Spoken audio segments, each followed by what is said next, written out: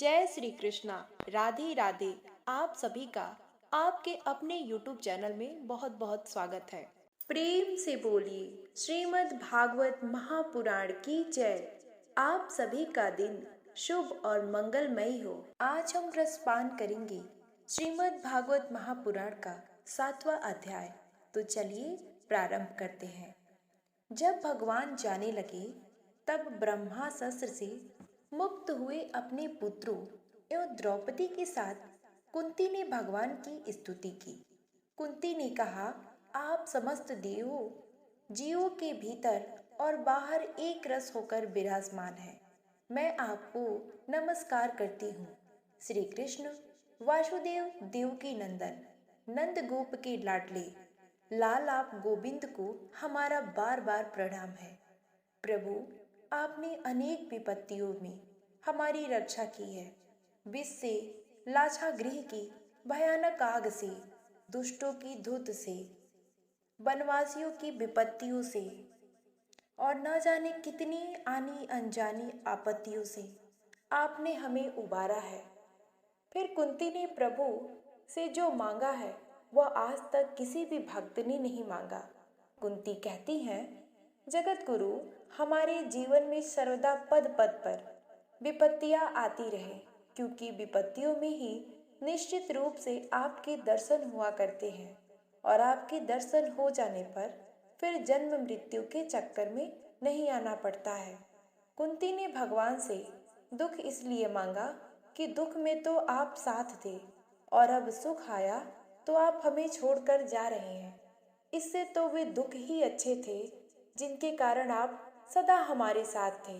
मनुष्य इतना स्वार्थी है कि सुखों में तो भगवान को भूल जाता है, केवल दुख में याद करता है। इसलिए किसी भक्त ने सही कहा है, श्री कृष्ण की महिमा एवं वत्सलता का गान करते हुए कुंती ने अनेक प्रकार से भगवान की स्तुति की। पांडव परिवार के प्रति दर्शाए गए प्रेम और दिए गए संरक्षण के प्रति कुंती ने कृतज्ञता प्रकट की और कहा कि आपके बिना मेरा व मेरे पुत्रों का अस्तित्व ही क्या रह जाता। हम जो कुछ थे और जो कुछ आज है वह आपकी महती कृपा के कारण है। वास्तव में मनुष्य के अस्तित्व, व्यक्तित्व एवं कृतित्व के पीछे भगवान की ही कृपा रहती है। अहंकारी मनुष्य सोचता है कि जीवन की उपलब्धियां उसकी स्वयं की है, पर ईश्वर की कृपा किए बिना कर्म फलित नहीं होता। अतः मनुष्य को भक्ति में लीन रहते हुए कर्म करना चाहिए। भगवान ने गीता में अर्जुन के माध्यम से हमें यही संदेश दिया है, अर्थात मुझे स्मरण करते हुए मेरी भक्ति में लीन रहो और कर्म करो। कुंती ने मधुर शब्दों में भगवान की अधिकांश लीलाओं का वर्णन किया है। स्तुति सुनकर भगवान मंद मंद मुस्कुराने लगे और वे रथ के स्थान से उतरकर हस्तिनापुर लौट आए। यदि हम भगवान को उनके स्थान से अपने घर बुलाना चाहते हैं तो हमें भगवान की श्रद्धा भाव से स्तुति करनी चाहिए, उनके प्रति कृतज्ञता ज्ञापित करनी चाहिए। हस्तिनापुर में कृष्ण कुंती और सुभद्रा से विदा लेकर जब जाने लगे तो युधिष्ठिर बड़े प्रेम से उन्हें रोक लिया। परिजनों की मृत्यु से युधिष्ठिर अत्यधिक दुखी एवं विह्वल हो रहे थे। भगवान श्री कृष्ण और व्यास जी ने उन्हें सांत्वना दी, परंतु युधिष्ठिर को शांति नहीं मिल रही थी। श्री कृष्ण युधिष्ठिर आदि पांडवों को साथ लेकर भीष्म पितामह के पास आए, जहाँ वे शैया पर पड़े थे। यहाँ भीष्म ने पांडवों को सांत्वना दी एवं विविध उपदेश दिए। भीष्म पितामह ने कहा, युधिष्ठिर, संसार की सारी घटनाएं ईश्वर की इच्छा के अधीन है। युधिष्ठिर, ये कृष्ण साक्षात भगवान है। यही सबके आदि कारण और परम पुरुष नारायण है, जिन्हें तुमने अपना संबंधी, सखा, मित्र समझा और सारथी तक बनाया। वे साक्षात परमात्मा हैं, परम ब्रह्मा हैं, परंतु भगवान को पहचान ही नहीं पाता है मनुष्य।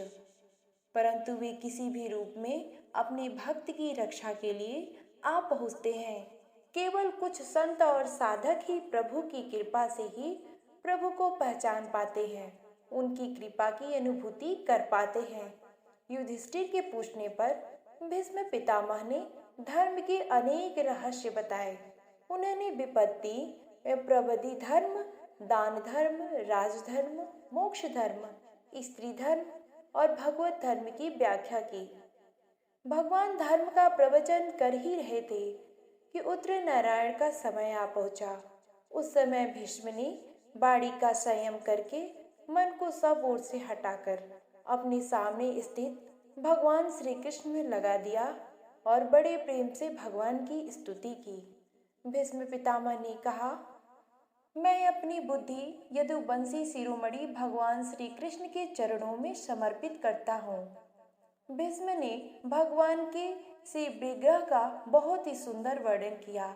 युद्ध के समय भगवान के मुख की छवि, गोपियों के साथ गई रासलीला आदि का अति सुंदर चित्रण करते हुए भीष्म पितामह ने कहा कि वे ही मृत्यु के समय मेरी आंखों के सामने खड़े हुए हैं। उन्होंने अपने तन मन बुद्धि को भगवान में लीन कर दिया और उनके प्राण वहीं विलीन हो गए और वे शांत हो गए। उन्होंने अनंत ब्रह्मा में लीन जानकर सब लोग चुप हो गए। युधिष्ठिर ने मृत शरीर की अंत्येष्टि क्रिया कराई। उसके बाद श्री कृष्ण के साथ युधिष्ठिर हस्तिनापुर चले आए। धृतराष्ट्र की आज्ञा एवं भगवान श्री कृष्ण की अनुमति से युधिष्ठिर साम्राज्य का धर्म पूर्वक शासन करने लगे। युधिष्ठिर के राज्य में प्रकृति पूरी तरह से अनुकूल थी। न अतिवृष्टि थी, न अनावृष्टि और न ही किसी प्रकार का अकाल था। गौएं भरपूर दूध देती थी। सरिता सरोवर सदैव जल से परिपूर्ण रहते थे। प्रजा धर्माकुल चलती थी। चारों ओर सुख शांति अमन चैन था। क्यों न हो, राजा धर्म एवं नीति पर चलेगा तो प्रजा भी चलेगी और तब भगवान उस राज्य पर सुख शांति की वर्षा करेंगे। आज के शासन नीति और धर्म पर नहीं चल रहे हैं, इसलिए प्रकृति अब उनके अनुकूल नहीं चल रही है और दुनिया में सुख शांति के स्थान पर कलह, कलेश, बाहुल्य हुआ है। अतः आज के शासकों को भगवत के इस वृत्तांत से शिक्षा लेनी चाहिए। अपने बंधुओं का शोक दूर करने के लिए अपनी बहन सुभद्रा को प्रसन्नता के लिए भगवान कई महीनों तक हस्तिनापुर में रहे। फिर युधिष्ठिर से अनुमति लेकर भगवान ने द्वारका के लिए प्रस्थान किया। भगवान रथ पर विराजमान हुए। अर्जुन ने भगवान का श्वेत छत्र अपने हाथ में लिया। उद्धव और सात्विक चवर डुलाने लगे। भगवान को जाते देख सभी विहल हैं। सभी सोच मग्न हैं कि आज तक तो प्रभु हमारे साथ थे, जिनका दर्शन सानिध्य में नित्य प्राप्त था। आज वे ही भगवान हमसे दूर जा रहे हैं। भगवान यदि जीवन से चले जाए तो फिर शेष बचता ही क्या है। यह सोच सोचकर पुरवासी दुखी व्यथित हो रहे हैं। रमणियां अटारियां पर चढ़कर भगवान की छवि को निर्मिमेष निहार रही हैं। भगवान मंद मंद मुस्कुराते हुए सबका अभिवादन स्वीकार करते हुए चले जा रहे हैं। कुछ ही क्षणों में वे सबकी आंखों से ओझल हो जाते हैं। शेष रह जाती हैं तो केवल उनके साथ बिताए क्षणों की मधुर स्मृतियां। द्वारका पहुंचने पर भगवान का राजोचित स्वागत हुआ। पूरी द्वारका नगरी आनंद सागर में डूब गई। पूर्ववासी भगवान के दर्शन पाकर अत्यंत प्रसन्न हुए। भगवान सबसे पहले माता पिता के महल में गए, जहां उन्होंने देवकी सहित सभी माताओं को प्रणाम किया। फिर सबकी आज्ञा लेकर उन महलों में गए जहां 16,000 रानियां निवास कर रही थीं। भगवान ने अनेक रूप धारण कर एक के साथ सभी रानियों के कक्षों में प्रवेश किया। दीर्घ अंतराल के बाद भगवान का सानिध्य पाकर सभी रानियां आनंदित हुई। शौनक जी ने कहा, अश्वत्थामा ने जो अत्यंत तेजस्वी ब्रह्मास्त्र चलाया था, उससे उत्तरा का गर्भ नष्ट हो गया था, परंतु भगवान ने उसे पुनः जीवित कर दिया। उस गर्भ से पैदा हुए महाज्ञानी महात्मा परीक्षित के, जिन्हें सुखदेव जी ने ज्ञानोपदेश किया, जन्म, क्रम, मृत्यु और उसके बाद जो गति उन्हें प्राप्त हुई, वह सब यदि आप ठीक समझे तो हम कहें। हम लोग बड़ी श्रद्धा के साथ सुनना चाहते हैं, बाकी ऋषियों ने जवाब दिया। सूत जी ने कहा, धर्मराज युधिष्ठिर, अपनी प्रजा को प्रसन्न रखते हुए पिता के समान उसका पालन करने लगे। भगवान श्री कृष्ण के चरण कमलों के सेवक से समस्त भोगों से निवृत्त हो गए थे। सनकादि ऋषियों, उनके पास अतुल संपत्ति थी। उन्होंने बड़े बड़े यज्ञ किए थे तथा अनेक फलस्वरूप श्रेष्ठ लोकों का अधिकार प्राप्त किया था। उनकी रानियां और भाई अनुकूल थे। सारी पृथ्वी उनकी थी। वे जम्बू द्वीप के स्वामी थे और उनकी कीर्ति फैली हुई थी। उनके पास भोगों की ऐसी सामग्री थी जिसके लिए देवता लोग भी लालायित रहते थे। परंतु जैसे भूखे मनुष्य को भोजन के अतिरिक्त दूसरे पदार्थ नहीं सुहाते, वैसे उन्हें भगवान के सिवा दूसरी कोई वस्तु सुख नहीं देती थी। शनक जी, उत्तरा के गर्भ में स्थित वह वीर शिशु परीक्षित जब अश्वत्थामा के ब्रह्मास्त्र के तेज से जलने लगा, तब उसने देखा कि उसकी आंखों के सामने एक ज्योतिर्मय पुरुष है। वह देखने में तो अंगूठी भर का है, परंतु उसका स्वरूप बहुत ही निर्मल है। अत्यंत सुंदर श्याम शरीर है। बिजली के समान चमकता हुआ पीतांबर धारण किए हुए है। सिर पर सोने का मुकुट झिलमिला रहा है। उस निर्विकार पुरुष की बड़ी ही सुंदर लंबी लंबी 4 भुजाएं हैं और कानों में तपाए हुए स्वर्ण के सुंदर कुंडल हैं। आंखों में लालिमा है। हाथों में लूक के समान जलती हुई गदा लेकर उसे बार बार घुमाता जा रहा है और स्वयं शिशु के चारों ओर घूम रहा है। जैसे सूर्य अपनी किरणों से कोहरे को भगा देता है, वैसे ही वह उस गदा के द्वारा ब्रह्मास्त्र के तेज को शांत करता जा रहा है। उस पुरुष को अपने समीप देखकर वह गर्भस्थ शिशु सोचने लगा कि यह कौन है। इस प्रकार उस 10 मास के गर्भस्थ शिशु के सामने ही धर्म रक्षक अप्रेम भगवान श्री कृष्ण ब्रह्मास्त्र के तेज को शांत करके वहीं अंतर्ध्यान हो गए। तदंतर अनुकूल ग्रहों के उदय से युक्त समस्त सगुणों को विकसित करने वाले शुभ समय के पांडवों के वंशधर परीक्षित का जन्म हुआ। जन्म के समय ही वह बालक इतना तेजस्वी दिख पड़ता था, मानो स्वयं पांडु ही फिर से जन्म लिया हो। पौत्रों के जन्म की बात सुनकर राजा युधिष्ठिर मन में बहुत प्रसन्न हुए। उन्होंने धौम्य कृपाचार्य और ब्राह्मणों से मंगल वाचन और जात कर्म संस्कार करवाए। महाराज युधिष्ठिर दान के योग्य समय को जानते थे। उन्होंने प्रजातीर्थ नामक काल में, अर्थात नाल काटने से पहले ही, जो बच्चों की नाल होते हैं उनको काटने से पहले ही ब्राह्मणों को स्वर्ण, गौवें, पृथ्वी, गांव, उत्तम जाति के हाथी घोड़े और उत्तम अन्न का दान दिया। ब्राह्मणों ने संतुष्ट होकर अत्यंत विनयी युधिष्ठिर से कहा, पुरुष वंश शिरोमणि काल की दुर्वानिपार गति से यह पवित्र पुरुष वंश मिटना ही चाहता था, परंतु तुम लोगों पर कृपा करने के लिए भगवान विष्णु ने यह बालक देकर उसकी रक्षा की है, इसलिए इसका नाम विष्णुरात होगा। निसंदेह यह बालक संसार में सभी यशस्वी भगवान का परम भक्त और महापुरुष होगा।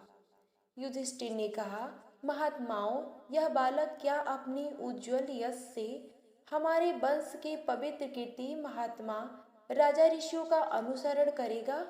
ब्राह्मणों ने कहा, धर्मराज, यह मनुपुत्र इक्ष्वाकु के समान अपनी प्रजा का पालन करेगा तथा दशरथ नंदन भगवान श्री राम के समान ब्राह्मण भक्त और सत्य प्रतीत होगा। उसी नरेश शिवीन के समान दाता और शरणागत वत्सल होगा तथा याज्ञियों के दुष्यंत के पुत्र भरत के समान अपने वंश का यश फैलाएगा। धनुर्धरों में यह सहस्त्रबाहु अर्जुन और अपने दादा पार्थ के समान अग्रणय होगा। यह अग्नि के समान दुर्धर्ष और समुद्र के समान दुस्तर होगा। यह सिंह के समान पराक्रमी, हिमाचल की तरह आश्रय लेने योग्य और पृथ्वी के सदृश तिषित के समान, माता पिता के समान सहनशील होगा। इसमें पितामह ब्रह्मा के समान समता होगी। भगवान शंकर की तरह यह कृपालु होगा और संपूर्ण प्राणियों को आश्रय देने में यह लक्ष्मीपति भगवान विष्णु के समान होगा। यह समस्त सद्गुणों की महिमा धारण करने में श्री कृष्ण अनुयायी होगा। रत्नी देव के समान उदार होगा और यताति के समान धार्मिक होगा। धैर्य के बलि के समान भगवान श्री कृष्ण के प्रति दृढ़ निष्ठनों और प्रहलाद के समान होगा। यह बहुत से अश्वमेध यज्ञों को करने वाला और वृद्धों का सेवक होगा। इसके पुत्र राजर्षि होंगे। मर्यादा का उल्लंघन करने वालों को यह दंड देगा और पृथ्वी माता धर्म की रक्षा के लिए कलयुग का भी दमन करेगा। ब्राह्मण कुमार के शाप से तक्षरक्षक के द्वारा अपनी मृत्यु सुनकर यह सबकी आसक्ति छोड़ देगा और भगवान के चरणों में शरण लेगा। राजन, व्यास नंदन सुखदेव जी यह आत्मा के यथार्थ स्वरूप का ज्ञान प्राप्त करेगा और अंत में गंगा तट पर अपने शरीर को त्याग कर निश्चय ही अभय पात्र प्राप्त करेगा। ज्योतिष शास्त्र के विशेषज्ञ ब्राह्मण राजा युधिष्ठिर को इस प्रकार बालक के जन्म लगन का फल बतलाकर और भेंट पूजा लेकर अपने अपने घर चले गए। वहीं यह बालक संसार में परीक्षित के नाम से प्रसिद्ध हुआ, क्योंकि यह समर्थ बालक गर्भ में जिस पुरुष का दर्शन पा चुका था उसका स्मरण करता हुआ लोगों में उसी की परीक्षा करता रहता था कि देखें इनमें कौन सा वह है। जैसे शुक्ल पक्ष में दिन प्रतिदिन चंद्रमा अपनी कलाओं से पूर्ण होता हुआ बढ़ता है, वैसे ही वह राजकुमार भी अपने गुरुजनों के लालन पालन से क्रमशः अनुदित बढ़ता हुआ शीघ्र ही सयाना हो गया। उसी समय स्वजनों के वध का प्रायश्चित करने के लिए राजा युधिष्ठिर ने अश्वमेध यज्ञ के द्वारा भगवान की आराधना करने का विचार किया, परंतु प्रजा से वसूल किए हुए कर और दंड जुर्माना की रकम के अतिरिक्त धन न होने के कारण वह बड़ी चिंता में पड़ गए। उनका अभिप्राय समझकर भगवान श्री कृष्ण की प्रेरणा से उनके भाई उत्तर दिशा में राजा मरुत और ब्राह्मणों द्वारा छोड़ा हुआ बहुत सा धन ले आए। पूर्व काल में महाराज मरुतने ने ऐसा यज्ञ किया था जिससे सभी पात्र सुवर्ण के थे और यज्ञ समाप्त हो जाने पर उनमें वे पात्र उत्तर दिशा में फिकवा दिए थे। उन्होंने ब्राह्मणों भी कि इतना धन दिया कि वे उसे ले जा न सके, वे भी उसे उत्तर दिशा में छोड़कर चले आए। परिव्यक्त धन पर राजा का अधिकार होता है, इसलिए उन धन को मंगवाकर भगवान ने युधिष्ठिर का यज्ञ करवाया। इससे यज्ञ की सामग्री एकत्र करके धर्मवीर महाराज युधिष्ठिर ने 3 अश्वमेध यज्ञों के द्वारा भगवान की पूजा की। युधिष्ठिर के निमंत्रण से पधारे हुए भगवान ब्राह्मणों द्वारा उनका यज्ञ संपन्न कराकर अपने सुहृद पांडवों की प्रसन्नता के लिए कई महीनों तक वहीं रहे। शौनक जी इसके बाद भाइयों सहित राजा युधिष्ठिर और द्रौपदी से अनुमति लेकर अर्जुन के साथ यदुवंशीय घिरे हुए भगवान श्री कृष्ण ने द्वारिका के लिए प्रस्थान किया। कहानी पसंद आए तो वीडियो को एक लाइक जरूर करें।